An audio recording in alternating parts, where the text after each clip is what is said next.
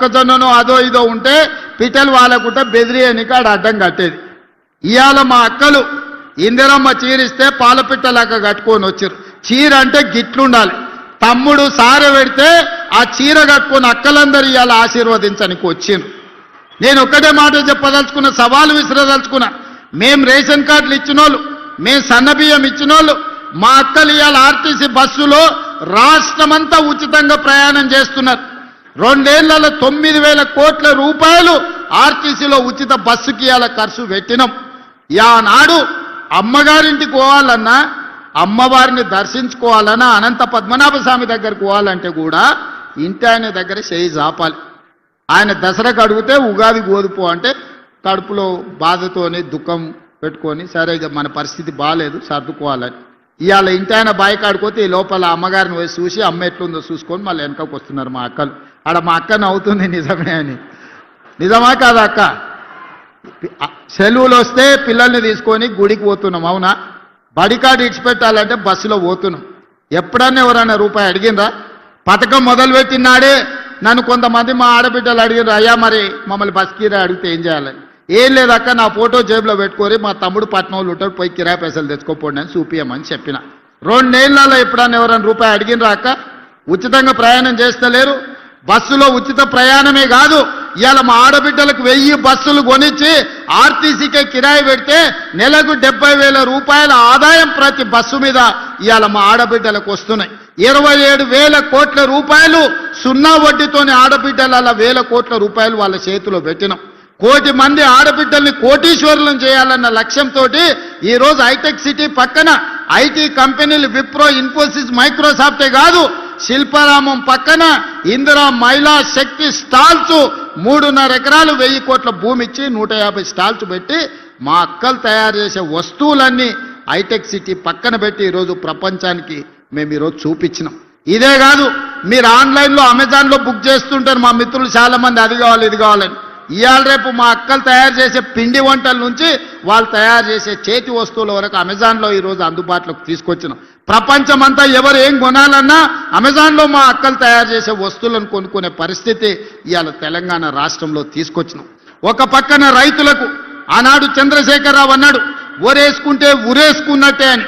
కానీ మన ప్రభుత్వం వచ్చినాక నేను చెప్పిన, వరి వేయండి, సన్న ఒట్లు పండించండి, గిట్టుబాటు ధరనే కాదు 500 రూపాయల బోనస్ ఇస్తామంటే ఈరోజు దేశంలోనే ప్రతి సంవత్సరం 1,55,00,000 మెట్రిక్ టన్నులు ప్రతి సీజన్లో ఇవాళ ఒట్లు పండించి దేశంలోనే అత్యధికంగా వరి పండిస్తున్న రాష్ట్రంగా తెలంగాణ ఒక ప్రతిష్టను సాధించింది. 500 రూపాయల బోనస్ ఇచ్చి ఇవాళ ఒట్లు కొంటున్నాం. తాండూరు కందులకి ఈరోజు మంచి మార్కెట్ తీసుకురావడానికి ప్రయత్నం చేస్తున్నాం.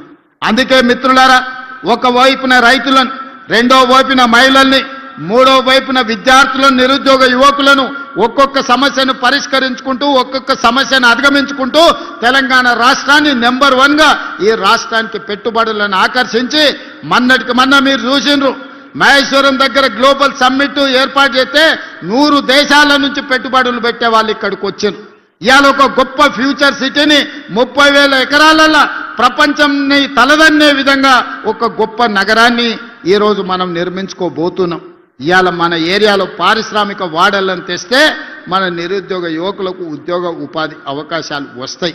అందుకే మిత్రులారా, ఈరోజు సంక్షేమాన్ని అభివృద్ధిని కొనసాగించాలి అంటే మీరు నిండు మనసుతో ఆశీర్వదించాలి.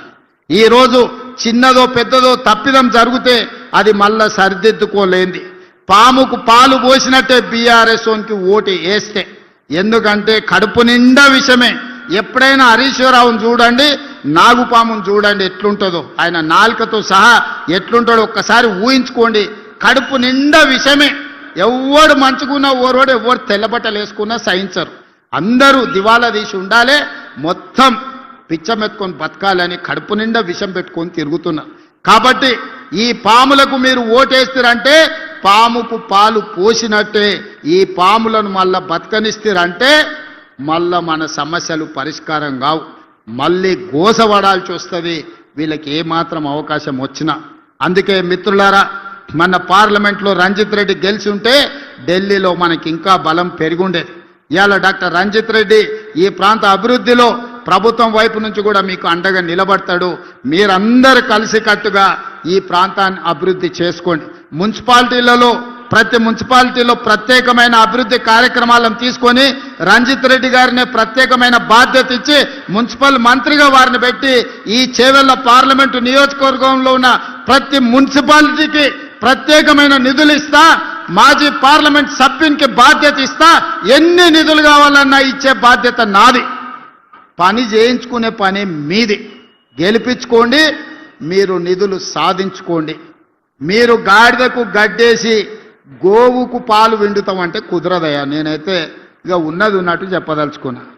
మీరు గాడిదలకు గడ్డేస్తే అవి తిని బాగా బలుస్తాయి, వెనక పోతే తంతాయి, ముందరికి వస్తే పొడుస్తాయి. మీరు గోవు దగ్గరకు పోయి పాలు విండనికి పోతే రావు. అందుకే ఇవాళ గోవు లాంటి కాంగ్రెస్ పార్టీని గెలిపించుకోండి. ఇదే మన పేదోళ్ళ పార్టీ, మన పేదలకు మర్యాద. ఓ పూట పని అయినా కాకపోయినా పోతే పలకరిస్తారు, మర్యాద ఇస్తారు, కూసబెడతారు, ఏంది సమస్య అని అడుగుతారు. గతానికి ఇవాళకి ఉన్న తేడా మీరు ఆలోచన చెయ్యండి. గతంలో ఎప్పుడు ఏ పోలీసోడు వస్తాడో తెలియదు, ఎవ్వరు ఫోన్లో మాట్లాడుకోవాలన్న గతంలో భయం ఉండే. ఈడున్న యువకులని చెప్పుండ్రి, ఫోన్లలో మాట్లాడుకునే స్వేచ్ఛనాన్ని ఉండే నా గతంలో. ఇవాళ ఉన్న పరిస్థితి ఏందో మీరు చూడండి. అందుకే చిన్న చిన్న విషయాలు ఏమన్నా ఉన్నా పక్కన పెట్టండి. నేనుంటా. వికారాబాద్ జిల్లా నుంచి ఈరోజు నేను ప్రసాద్ గారు రాష్ట్రానికే నాయకత్వం వహిస్తున్నాం. మన జిల్లాలో 100% ఫలితాలు అనుకూలంగా ఉండాలి. అట్లనే గెలిస్తే మనం నిధులు కూడా అట్లా తెచ్చుకోవడానికి అవకాశం ఉంటుంది. కాబట్టి మిత్రులారా, ముఖ్యంగా మా అక్కల మీద నాకు సంపూర్ణమైన విశ్వాసం ఉంది. ఆడబిడ్డ ఆశీర్వదించినాక ఇంకా అడ్డమే లేదు. ఈ ఎన్నికల్లో గెలుస్తాం. ఎందుకంటే మగపిల్లలను అక్కడిక్కడ కదులుతున్నారు. మా అక్కలు మాత్రం మంచిగా ఈటీవీ మా టీవీ సీరియల్ పోతే పోయినా మళ్ళీ రేపు చూసుకోవచ్చని మంచిగా కూర్చొని ఆశీర్వదించనికే ఇక్కడికి వచ్చారు. అవునా అక్క? ప్రతి ఒక్కరికి చెప్పురి, చుట్టాలకి చెప్పురి, మనోళ్ళకి చెప్పురి, మంచోళ్ళకి కూడా చెప్పుండ్రి. ఈ ఎన్నికలు మనకు కీలకం.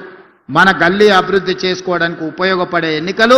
ఇది మన కాలనీ అభివృద్ధి కోసం చేసుకుంటున్న ఎన్నికలు. కాబట్టి మీ అందరూ సంపూర్ణంగా సహకరించండి. మనందరం కలిసికట్టుగా మన ప్రాంతాన్ని అభివృద్ధి చేసుకుందామని మీ అందరికీ విజ్ఞప్తి చేస్తూ మీ అందరి దగ్గర సెలవు తీసుకుంటున్నా. అన్నిటికన్నీ గెలిపిస్తారు కదా? గెలిపిస్తారా? గెలిపిస్తామంటే గట్టిగా చప్పట్లు కొట్టండి, గట్టిగా కొట్టండి.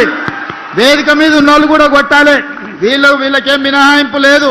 అందరు చేయి పైకెత్తండి, చేయి పైకెత్తి పిడికిలు బిగించండి. అక్క అందరూ జై కాంగ్రెస్, జై జై కాంగ్రెస్, హస్తం గుర్తుకే.